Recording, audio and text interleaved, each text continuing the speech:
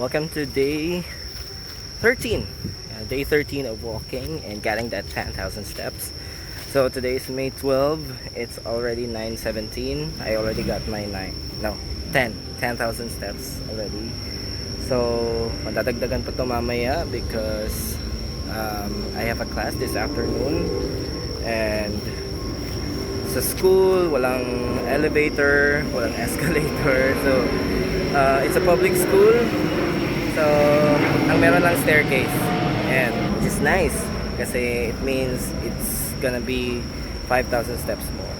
So hoping we can get 15 to 16,000 steps today, and we'll see. Sorry, wrong angle. Alright, there. Then what else should I say? Nothing special. Yun lang, may klase mamaya, and I think 2 more weeks bago matapos ang school year, and after that bakasyon na. Ang saya, mas compared to morning and afternoon walks, mas masaya mag-walk sa morning kasi first, I'd say fresh ang hangin, and during this time mga 8 or 9 wala na masyadong tao, so you can freely use the whole park kasi konti lang yung gumagamit, and konti lang yung mga nag-walk or nagba-badminton or nag-run. You can even take advantage of these greeneries. And 10,000 steps done with my umbrella. Mainit na kasi pag mga 10 a.m. Very masakit na sa balat yung init.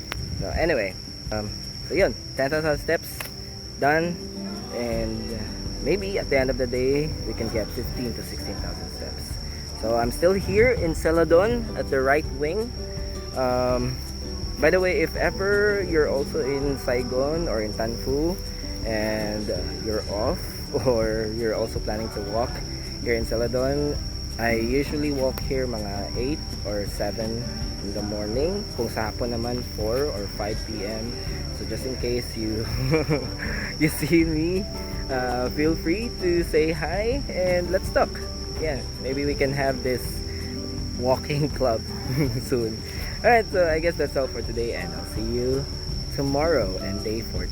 Ciao.